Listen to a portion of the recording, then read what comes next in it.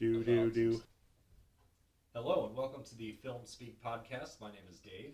And I'm Adam. And I'm Amanda. And this is our weekly conversation about movies. So how was everybody's week? My week was good. I am getting ready for school to start again. I just spent the day at my new school getting familiar with the campus. And I'm happy about it. How was your guys' week? Mine was pretty good. Busy, a lot of work, not a lot of quality entertainment in my life. Just a lot of powering through dumb stuff to get my numbers up for the year-long movie marathon thing we're doing. Basically just trying to see who can watch as many movies, more movies than the other person this year. A couple guys at work in the pool like that. So I've seen 6 movies this week, and I really want to talk about one of them. Yeah, my week was good. Just lots of work, buying lots of comic books, and, the normal stuff that I do. Nothing changed this week. Except Adam threw his back out. Mm-hmm. I want to hear, I'm more interested in hearing your story, because you've been waiting to tell me all day. I know you have. I have. About how you threw your back out. Are y'all ready for 2 stories about 2 different men throwing their backs out at different points in time? Well, since Adam's happened recently, I think you should tell your story first. I ate some lasagna. I was throwing the remains in the trash. Just a little bit, just flew on the floor. I routinely bend over to clean it up, and I can't stand up straight afterwards. Damn. Yeah, lasagna. Yeah. It's a killer. Yeah. Where's Garfield when you need him? Just thinking that. How I threw my back out, it was Masturbating. No, surprisingly. Wow. It was about 8 years ago, and I was playing on my Xbox 360. I was playing the old game Frogger, and then I placed all the frogs in their homes like you're supposed to, and I turned slightly. Like you're supposed to. Yeah, you put That's your the frogs game. on they go across traffic, then they jump across logs, Oh, okay. and then they go in their home. I never spent a lot of playing Frogger. Well, don't, because you can throw your back out. Yeah, like clearly.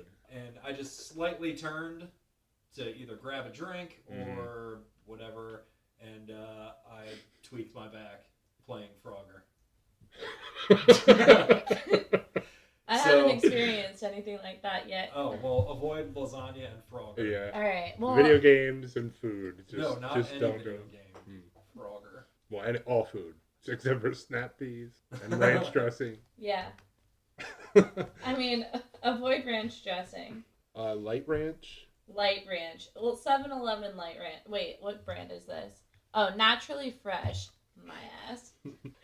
Anyway, did anybody watch anything good this week? Apparently Adam did. He can't wait to talk about one movie. I watched the new Ouija this week. Ouija Origin of Evil.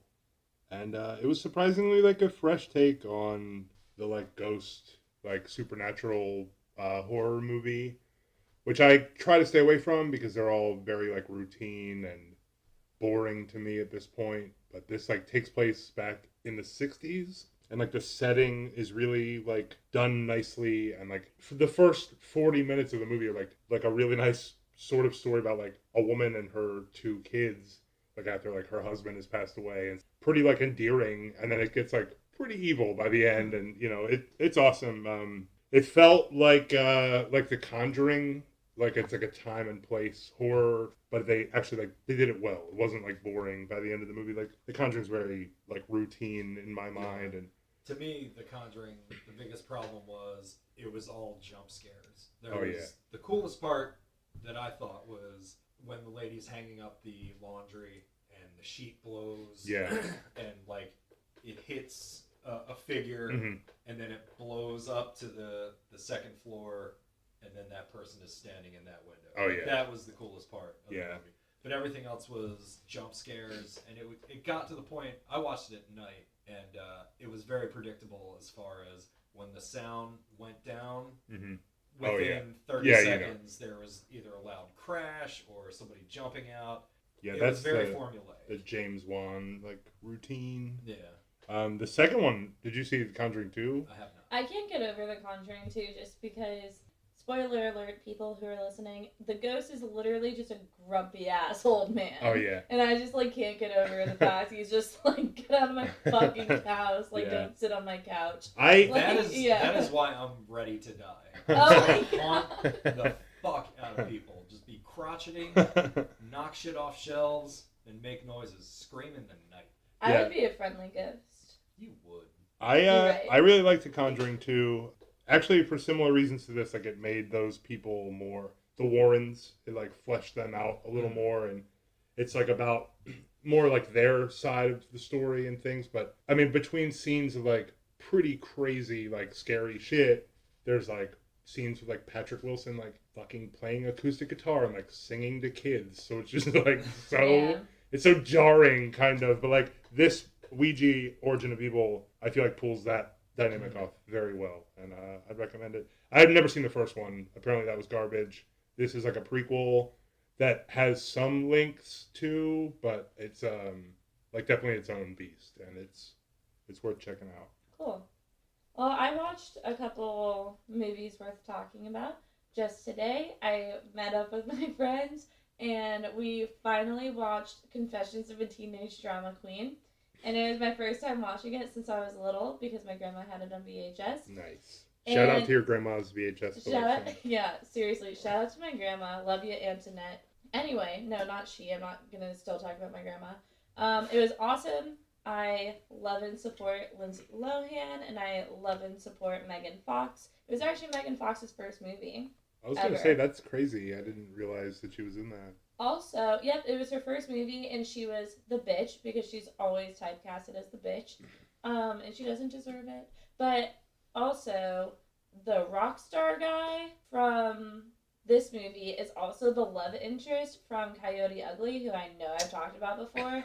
He is a perfect man, and I just love him so much. There is another. Oh, this movie also like teeter-totters with. Like, Lindsay Lohan spends the whole movie idolizing this band and, like, specifically idolizing this, like, member of the band. And the whole movie, she's like, oh my god, it's their last concert ever. We have to go, we have to go, we have to go. And she finally, like, gets to, like, hang out with this guy. And they, like, bond. But in the movie, she's, like, 15 years old. So the movie, like, definitely, like, plays against the line where it's, like, almost inappropriate that they're hanging out, but there is like no like sexual implications. But I feel like it was like really hard to do just because there was a point where they were like dancing together, and I was like, maybe don't link arms with a 15-year-old girl, but I don't know. That's just my opinion. What do I know? Maybe It's possible to like musicians as just friends. Well, I don't think this Not is like the that case. look like him. What? I didn't think that was the case in this. Oh yeah, but she's also a drama queen. There's also Oh, weird. She's also a drama queen. also She confesses to it. yeah, totally. What's her real job? Drama.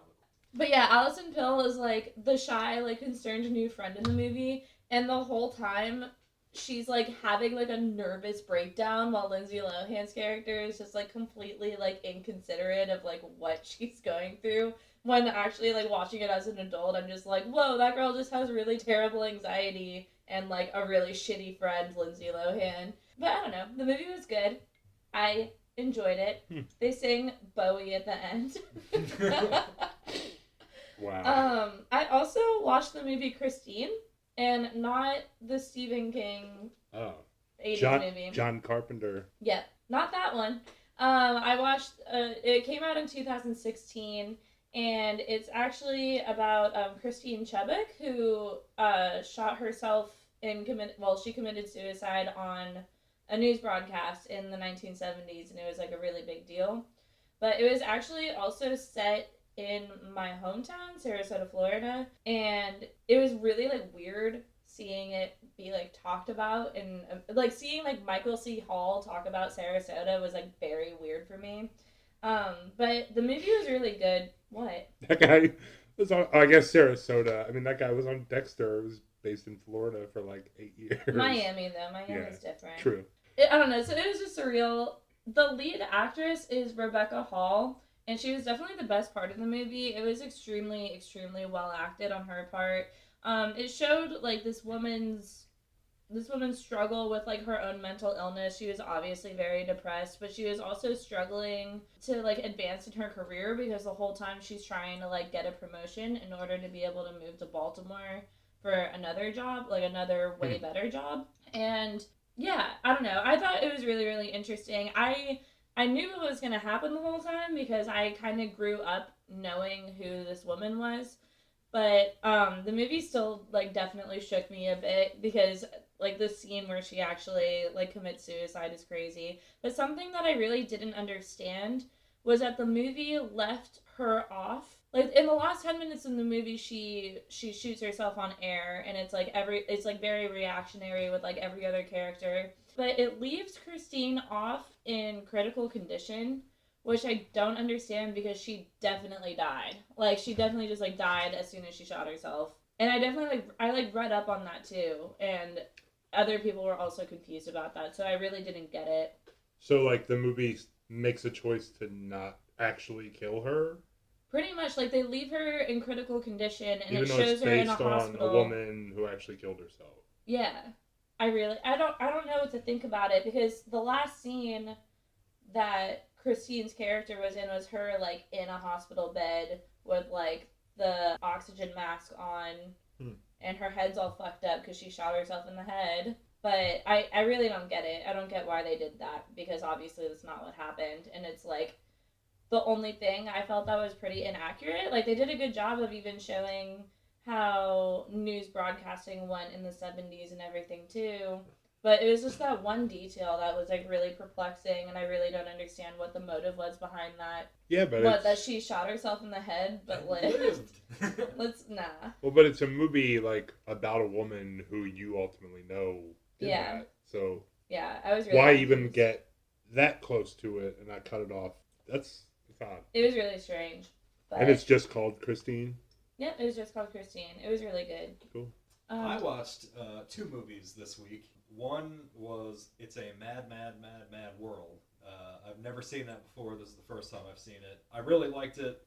It was basically a who's who of all-stars from the 1960s. It was made in 1963. It's about a man who is running from an organization, and he has money hidden somewhere. He's running from the cops, I believe it is. The cops are chasing him down the whole movie. Or they're chasing the guys that he tells where this money is. The police chief is following these guys because he knows that they're going to look for the money. My favorite character in there was Jonathan Winters. He was just had this freakish strength. He was tearing car doors off. There was a scene where he meets up with a guy on the road. Everybody's making a mad dash to go for this money, and he loses his car, so he picks up a bike, and he's riding the bike, and then this other guy picks him up, and he tells the guy about, the money, and he's like, I'll give you half of it if you help me out. So the guy's like, yeah, sure, your bike is in the middle of the road, though. You don't want somebody to run that over and, mess up their car. So he goes to pick it up and move it out of the way, and the guy just takes off. So eventually they catch up with each other at this gas station, and I believe the characters' names are Ray and Irwin, and they run this garage, and Jonathan Winter rolls up looking for the guy who left him on the side of the road. Is he the guy from Breaking Bad? Who's that? Like Mike from Breaking Bad? Jonathan Winter? No, Jonathan Winters was on Mork and Mindy. Oh, okay. He played their know. son Mirth. But so he just starts fighting with these garage workers and just throwing them through walls, and he ends up just destroying the whole garage. It's hilarious. Just the whole, and the guys don't stop coming at him. Yeah. They keep trying all these different methods, and he's just scooping them up and tossing them through walls. The fight choreography was amazing, and the physical comedy, ridiculous. Like I said, there was tons of guest stars. Don Knotts rolled up. So it's like a comedy? Yeah. Sort of? Yeah, okay. It's played like that. I've never seen that. I haven't either. The version that I watched I bought the Criterion version of it. if Criterion wants to send us some stuff to review, we'll watch them. Criterion, sponsor us. Shameless plug. Send us things. I have a homie who works for Criterion. There you go. Hit him up. All right. He was here like 3 days ago. But they had, on this version, it was a 197-minute version of this film, which over 3 hours, I wasn't bored with the whole movie, which is usually even 90-minute movies sometimes I'll check out. But this one held my interest the whole time. It was funny the whole way through. You want to see what is up with this money and what happens to it, and just the way that the greed infects everybody. It's just really, it's funny, and the way that they all react to each other is really, it's a good movie. Cool. You should check it out. The other movie that I watched this week was Big Trouble in Little China, which is a movie that I've seen before. It's Kurt Russell is amazing. It's John Carpenter. As John Carpenter? No, John Carpenter. I wish. Directed it. But yeah, it's another movie with great fight choreography, physical comedy. You don't expect it to be as funny. Oh yeah, and it's like goofy and weird as it gets. For real. Yeah, it's ridiculous. It's crazy. But yeah, it's great. Also another movie that I recommend. So go see that if you can find it. It's out of print, unfortunately. Big Trouble in Little China? Yeah, I looked it up. It's out of print right now, so hopefully you can find it. You could probably find it if you look, but that's crazy. I'm sure there are many places online you can find it, like Amazon and such. Another movie I wanted to mention is that I watched Moonlight last night, and it was so good. Wow. There were so many things about it that were extremely well done. It was well casted in that the 3 different actors who play this one character definitely look very alike, and it's very, very believable. And then those 3 actors also did an amazing job with acting. It was very, very, very well acted. They also, all 3 of them had like the same mannerisms and everything. It was actually pretty surreal.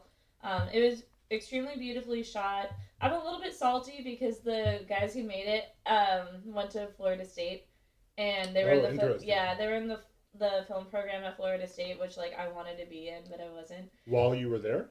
I actually don't know. I don't think so, but I'm not completely sure. That's crazy. It's really cool though. I found that out because I still follow Florida State on certain social media. But there was a lot. It was very beautifully shot. There was a lot of like blue and white light throughout the entire movie and almost every scene, and it added to this like stark reality of what was going on. And it also, I felt, represents and like raises a lot of questions of whether or not this kid who was growing up in a rough neighborhood had like a predetermined life. The main character, Tyrone, shuts out somebody that was like looking after him because his mom wasn't. And the reason why he shuts it out is because the guy, his name's Juan, the character's name's Juan, he was selling drugs to the kid's mom. But he also ends up being a drug dealer as an adult, just in a different city. So that definitely was something that was obviously intentionally done for everyone to just think about. But it's also just like a huge journey of self-discovery that like takes a lot of time because it shows him as a kid going into adulthood. And he's also, the main character is gay. I really, when you talk to people about this movie, I feel that that's like one of the main things that they bring up. And yes, it's a big deal because I really don't think that gay black men, especially that grew up in the environment that this character grows up in, I really don't think they're represented well at all. But there's just so much other stuff going on with like his mom being a drug addict, and therefore him being isolated and like bullied by his peers and everything. But I think it's amazing. I think that it won the Golden Globe for best like drama picture, and it was extremely well deserved. I think definitely worth seeing, and it's, yeah, I can't wait to see that. Yeah, I've like been thinking about it all day. It's so good. But was there another movie you wanted to talk about? A movie called Indian Summer that I watched. It's sort of like Big Chill-esque, or like, have you ever seen it? No. Oh. Like a group of people who like went to a summer camp together when they were like 11 or 12, go back to visit on like what they find out is like the last summer that camp is going to be open. They are like really close with the camp counselor, who's played by Alan Arkin, which is like awesome to see. He's like really good in that movie, and but the cast is really good. Like Bill Paxton. Well, I don't know about really good, but Bill Paxton, Diane, like a young Diane Lane, Kevin Pollak is in it. Sam Raimi, who played, Sam Raimi plays like bumbling, like tripping over himself, kind of just like errand boy for like the guy, like, but so that's cool to see. But it's like basically they like go back to visit and like find out that this guy is gonna like close the camp for good, but they like spend a weekend just like dicking around, like hanging out, and there's like this weird beef between Bill Paxton and Alan Arkin, where like back in the day, Bill Paxton got kicked out of camp for like taking a stand against how, like, if you see it in a flashback, like Alan Arkin, he hired somebody new over the phone to be like a camp counselor, and when he went to meet him, like the fella is like a black guy, and like he just tells him to go back home, basically, which is like a crazy moment to like just be like, holy shit, like why is the movie making Alan Arkin out to be like a racist? And I'm like, oh my god, like what a weird plot twist. But basically, like that whole thing gets resolved, and Alan Arkin and Bill Paxton have a conversation about how like it was an unfortunate thing that he's never like for slavery or like for like any of that, or he's not like a racist man, but it's like he grew up in like a particular time where like unfortunately you had to be on one side or the other in like a certain sense, where like he explains to Bill Paxton's character, like, he's not like a person who has ever actually felt this way. It was like something he just had to do. And it sort of is like an eye-opening thing, because you realize like racism is such a big deal, but like from different angles. You know what I'm saying? Right. Like it's just, I don't know. I thought that was like a pretty interesting, ultimately weird, but like a pretty interesting thing to just see in like a random throwaway, like old buddy type style movie. But the last thing I really want to say about it is that they all keep talking about how they were all like so good at pranking each other back in the day, but they call it shrekking.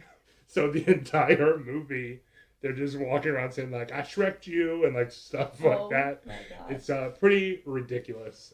What are the pranks like? Are there? I mean, they like at one point are all like a floating pier, and like Kevin Pollak like he actually he unropes it and like pushes them all, like his entire other crew of people, like out into the water, and then it's like running away, like yelling about how he's shrekking everybody. Like it's super stupid. I mean, he did kind of shrek the fuck out of everybody. Yeah, he did. You're on a pier. Shrek. What are you gonna do? Yeah. They got shreked. But I don't know. I thought that was like an interesting little like fold to see, just like tucked in a movie like that. I can't really recommend the movie, to be honest. I didn't like it that much, but. Well, do we want to move on? Nah. Anyway, so we're gonna move on. We all watched the movie Oldboy. Yes, we did. It was my first time watching it. I believe you've seen it. You had. Yeah, seen it. I'd seen it a handful of times, a long time ago, like 3 or 4 or 5 years ago. So it's been a while, but I've seen it. I've seen it a couple times. And it was your first time seeing it? It's my first time watching it the whole way through. When I first saw it, it was a couple of years ago. I started watching it with the girl that I was dating at the time, and then she had to go to bed because she had to wake up early, and we never got around to finishing it. So it was good that I got to finish it. Finally, a couple of years later. So yay. Yeah, I'm glad that I finally made myself sit down and watch it too, because I had been meaning to see it for a while. I have seen one of his other movies, Stoker. Mm-hmm. I definitely understand why it has such a cult following, and I definitely understand the hype that it gets, and how, there's definitely things that I admire about it, but I honestly didn't enjoy the movie as much as I thought I was going to. And I think a lot of it just had to do with like the amount of reading I had to do after the movie in order to fully grasp like what everything meant, and like kind of open a lot of moral cans in order to be like, what am I supposed to question after seeing something like this? I mean, it was very beautifully directed. Chan-wook Park is a truly amazing, truly amazing director and is extremely talented. I do want to make my way through the rest of his movies. I definitely want to see Handmaiden as soon as that's available and everything. Handmaiden not coming out on Blu-ray. There are a lot of things that aren't coming out on Blu-ray now, which is kind of weird. I know a lot of television shows, they're just doing like, I know It's Always Sunny in Philadelphia has seasons 5 through 9, or no, 5 through 8 on Blu-ray, and then 1 through 4 and 9 through whatever, just not available. Yeah. Do you think it may have something to do with like streaming services? It may, but I also think that a lot of companies are realizing that, the streaming companies, that people don't want to, if they can buy a DVD set for $24 as opposed to a DVD or a Blu-ray box set that's $35, they're going to, a lot of people, times are tight. People are going to go for the cheaper one regardless. You just have people, I prefer things on Blu-ray, but that's just because different things that are on shelves that are different sizes make my eye twitch. Like, please, Doc Hammer, Jackson Public, release Venture Brothers seasons 1 and 2 on Blu-ray. It's just, it hurts.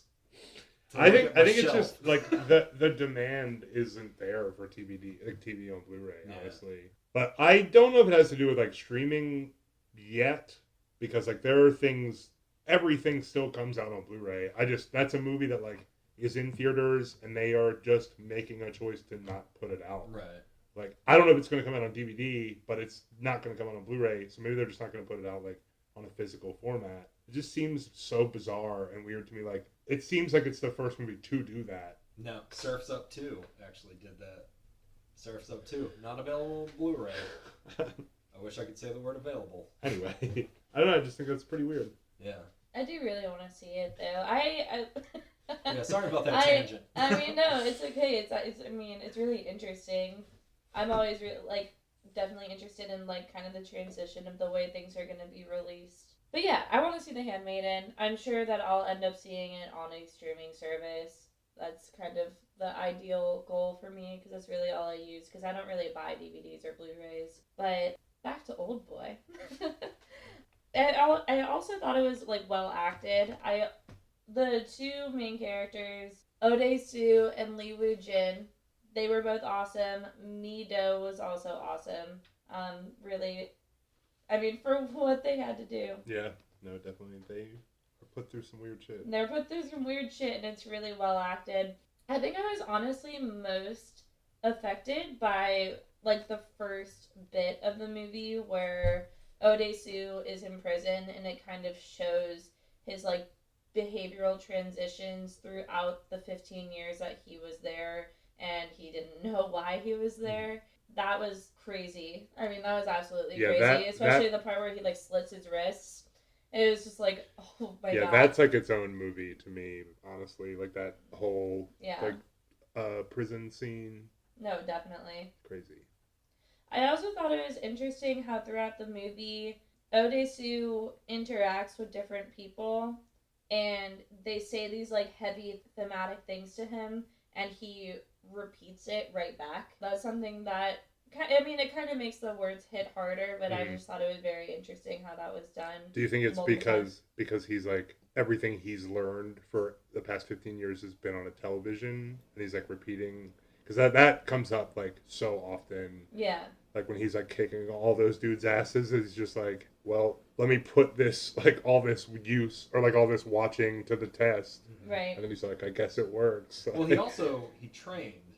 Yeah. And he would just punch walls. Mm-hmm. But that is like a thing that he keeps going back to, like that. Throughout the whole quote. movie, you can see they had calluses on his growing, knuckles, definitely. which was an awesome little touch. Yeah. I thought that was cool. Like every time you saw his hands, they were fucked up. I guess 15 years of punching a wall. Yeah. It's not good for your skin. Yeah. And like I said before, I had to do a lot of reading right after watching the movie for the first time to fully understand like what the fuck I just saw. I don't even want to like touch on like the incest part of everything just yet, but Yeah, that's It's an isolated Yeah. thing. Yeah. Right there. I don't want to touch on the incest. I actually have a few questions. Did you guys also think the end of the movie, Odesu smiles like after the hypnosis and everything? It literally shows him just smiling. Does that mean that like the hypnosis didn't work, but he's just like choosing to behave as if his memories had actually been erased? Like, do you think it actually? I think it worked because he showed how susceptible he was to hypnosis before, Right. and that's something that Li Wu Jin actually brings up, where he's like, "You and Mido are so susceptible to hypnotism. It was easy. Yeah. It wasn't even a challenge to get you two to think what we wanted to think." So I think that he does get that little kernel of happiness at the end with not knowing the knowledge that he has. I thought it was also interesting that it was like the same hypnotist in the beginning. Yeah. I kind of thought that made me also question whether or not it worked, I guess, because I really wasn't sure. And I was Well, also if it a worked bit before confused. with this guy, he knows his methods have worked on him in the past, so I would assume that he would probably, if he is able to get that guy to do it, then Yeah. I would think that would be the way to go about it. Get the guy who initially put those impulses in your head anyway, and make him undo it. I think that would be probably the most efficient way to do it, since that guy knows what he put into your head. I agree with that. Okay, another question. The whole thing with like the monster, and what I have written down, like, is Odesu kind of like the monster that Li Wu Jin created, and like in a way, do you think Odesu could be like a repressed memory for Li Wu Jin, that like he like that's kind of why he was in prison for 15 years? I don't think so. Really? I think Odesu is a real person, and this is, what was the fucking question? Are you asking if he literally thinks he's a real person, or if he's like a memory? Oh, I think he definitely is a real person. Okay.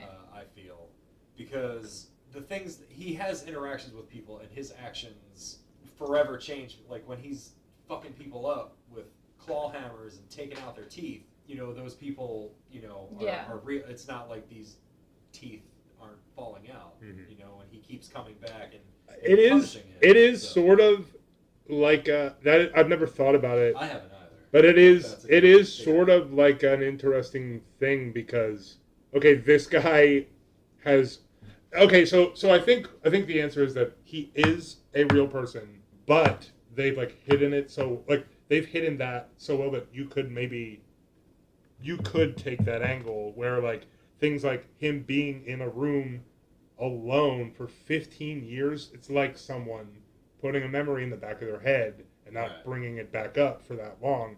Things like, him talking to the suicidal guy right when he's like on the roof of the building right when he gets out, and he like is gonna kill him, and then he doesn't, but the guy jumps off the fucking building anyway. It's like, there is that like ripple, like what if he actually isn't a real person?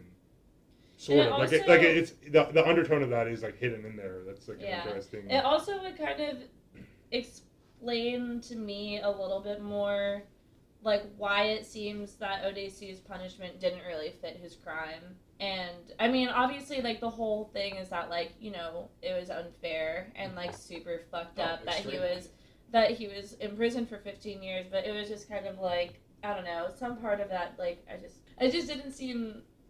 No, it definitely does seem like an extreme thing for a guy to like go through with all the shit, all the like setup to get this guy to point B, basically. Like, it's that's crazy to me. Yeah, I think the punishment definitely didn't fit the crime. No. Oh, I'm not saying that the guy. I mean, his sister died somehow relating to this. Yeah. And yeah, sure, I understand that. You can't replace your sister and you're dealing with grief, but all this guy did was tell one person that, Li Wu Jin fucked his sister, and now Juwan was the guy who basically told everybody, but he's taking the fall for him. Yeah. Even though he died, Juwan gets it. But Ju-on's like the guy with the gut, right? Who works at the internet cafe. Am I Yes. tripping? Yeah. Yep. Like his friend. yeah, his friend that he remembers. Yeah. Okay, but And also the friend at the beginning when Odesu was drunk and calling his daughter. okay, that's who is out there talking to his daughter on the phone. Yes. Okay, But also, interesting.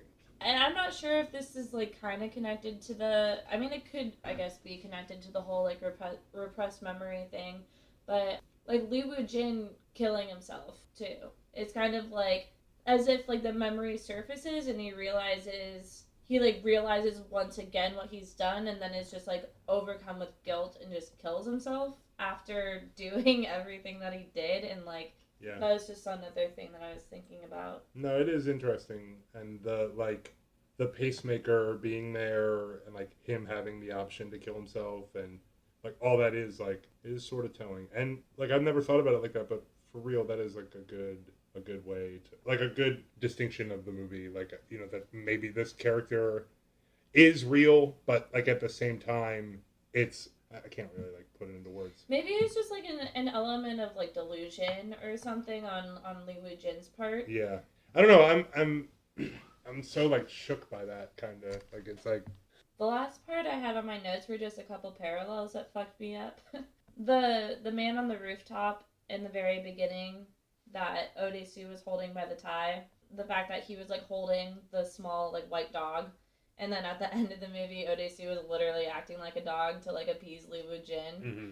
I just thought that was super interesting.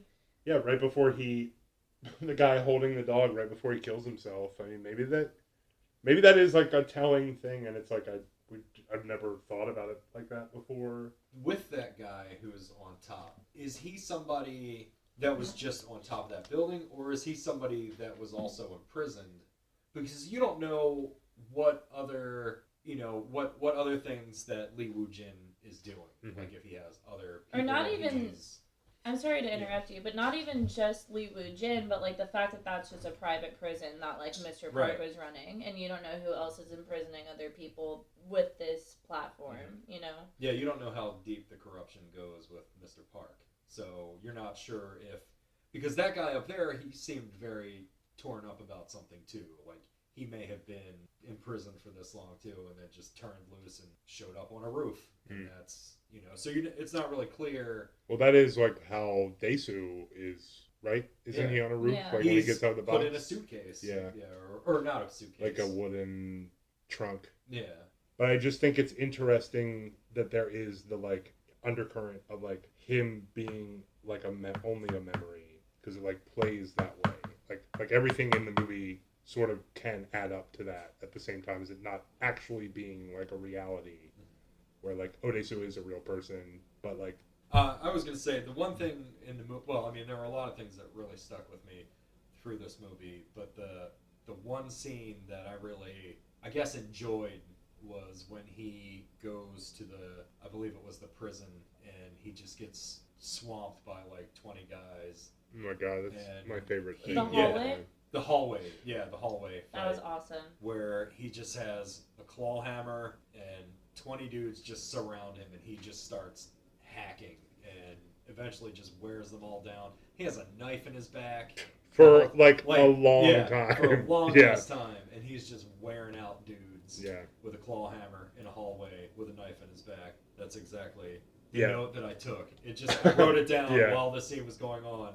Yeah, I'd seen this movie before, like I said, but that was like the one main like thing that I remembered was that fucking camera just sitting on a track, just moving back and forward while like he's like just kicking like 30 that scene dudes' was asses. done so well. Well, and then like immediately like the elevator door opens, more people are standing there.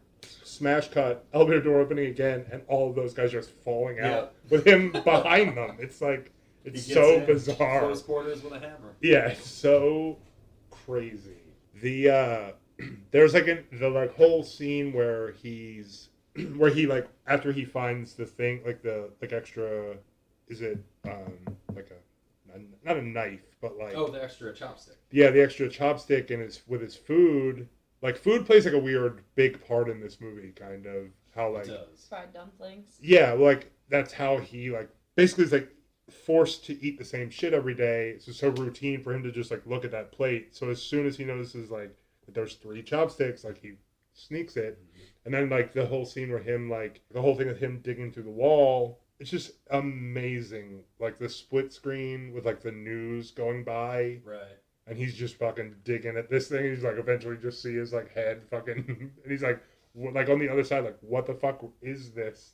But like the thing with the food, like, you know, it's such like an important thing for him to like eat something that is like actually living. Like, I guess like right when he gets out, so like that whole octopus scene is fucking bananas. Yeah, and then when he passes out, he still has like a tentacle or two. Yeah, that was fucking crazy. Yeah, and like him just like, you know, later trying to get over the fact that he wants to eat every fucking dumpling in the city to figure out who's like, he's like, I'm never gonna forget the taste of the food that I ate for 15 years. But he didn't want to fucking actually eat the dumpling again. He's like, you can tell he's like nervous about it. And then like it flashes back to him just sitting in the thing, just like maniacally, just like chewing like his like routine food, like bizarre. I like dumplings, but 15 years, I'd probably be a little sick of them. I can't imagine eating anything for 15 years. Nope. Also, Privilege. like the music in this was like a real like big standout to me, and just like the aesthetic. Like, I just feel like this movie doesn't feel like any American film I've like ever seen. Honestly, it definitely has a different feel. Yeah, Definitely. like it almost feels like otherworldly or something. Like just the whole like the music, like right alongside like just hyper violent things happening, and then like, you know, this like beautiful score for what is like a revenge movie about like incest. Like, it's so crazy to me, and like it's just such a nice angle to like take like this like beautiful music behind this like crazy shit going on, you know. Definitely. Another visual parallel that I really enjoyed was it goes back to the man being held by the tie in the beginning of the movie, and he's like over the side of the roof pretty much, and then it like Li Wu Jin's sister over the railing of the bridge. Yes. That was like awesome, like visually really awesome to see. One thing that I noticed, sometimes I will watch movies with subtitles on just to, if I don't hear what they say, you know, it's nice to just have the script basically down at the bottom of the screen that you can follow along with it. And with foreign movies, it's going to end up that way anyway. So I watched it with English language and English subtitles, and usually there's a bit of a difference, but this was so, the words were almost completely different. And I understand that you can't say the same things and write the same things and have it occupy the same amount of time. So they do have to, you know, make cuts, but the subtitles were infinitely more poetic. Oh yeah. Whereas it happens a lot when I watch foreign movies with subtitles and the English language on, just to see how it is. And this one was probably the most different jarring, out of everything I've ever watched. So I would recommend watching it in the regular language with English subtitles, not in the English language, because it's completely... I mean, there were lines that were, I thought, a little more essential to progressing the story that it just didn't come out the same in the translation. But that's with a lot of movies. So is this the ultimate revenge movie? I would say it's definitely one of the best. It depends on whose side you're taking vengeance-wise. If you're taking Odaisu's side, then no, it's not a good revenge story, because he finally gets to where he needs to be, and he realizes all he's done is just follow a maze. And he never truly escaped, really. He was given freedom, and he ended up just falling right back into the trap. So, if you're looking at him, is this a good vengeance movie? No, because he fails miserably, and he ends up actually making it worse. If he would have let it go, he never would have found out any of the things that he found out that basically ruined his and Mito's life. But if you're looking at it as, is this the ultimate revenge for Li Wu Jin, then absolutely. And at the end, he kills himself, so there's no way that he gets the last word. So, I mean, technically, you know, that's the ultimate, like, haha, you can't do anything now unless you. It's weird because like Lee Woo-jin, like he had sex with his sister, right? Yeah. So it's like I don't know who wins. I don't think anybody has like a because like he gets his like vengeance, sure, but it's you can't like back this guy because he like. Oh no, I'm not. I know that you actually aren't. I'm just saying like you really can't side with like anyone in this movie. I feel like because like I wasn't. Yeah, like they've all like, they've all like done really fucked up people. They've definitely all done like bad shit and. Well, I think that Odai-Soo. I guess he really technically hasn't done to do the bad thing. Like going back to what I was saying before, all he did was he caught somebody making out with his sister. Yeah. And then he went and told one other person. But I guess the damage was done by Ju-won telling everybody. Not all it takes is I guess one person if you want a secret to get out of hand. But yeah, I mean Odai-Soo I think ultimately is innocent. And technically, has that guy ever done anything wrong? He's drunk and gets picked up by the cops in the beginning, and that's it. But that has nothing to do with why he is where he is. But he doesn't... That just allowed him to get captured. I mean, they don't show him do anything wrong. Well, that's what I'm saying. In the beginning. They don't show him, but they do show him chronicling everything wrong that he's ever done, because that's all he was thinking about for 15 years, and he has journals full... And I mean, not saying that, like, he obviously did something wrong. Like, I guess everyone has, like, people that they pissed off or whatever, but, I mean, I could fill up a couple fucking journals myself, but he's not being punished for that. He's being punished for something that isn't even really his fault. Right. He stumbled onto something and then told a friend, and the friend did all the damage. Right. And he paid the price for it. His life is ruined because he walked in on an unfortunate site, and he loses 15 years of his life for confiding in somebody. Just seems like a lot of work. It was a lot of work. A lot of work for getting caught fucking your sister.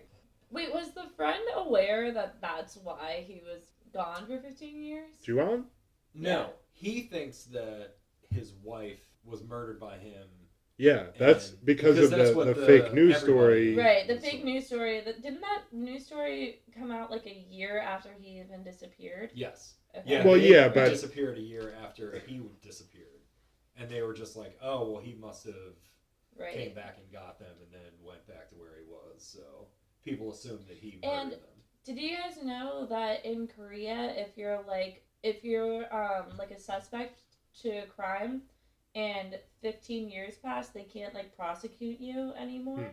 So that's kind of why. Limitations, I guess. Yeah, it's something like that. So like, well, that would be why I'm sure why like the 15 years is like the specific.